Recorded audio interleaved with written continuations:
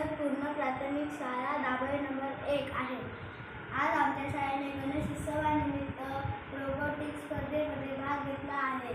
त्या रोबोटिक्स स्पर्धेमध्ये आमच्या शाळेने आरती करणारा रोबोट बनवलेला आहे। त्या रोबोटिक्सचे सामान मिळाले, त्यामुळे आम्हाला खूप फायदा झाला।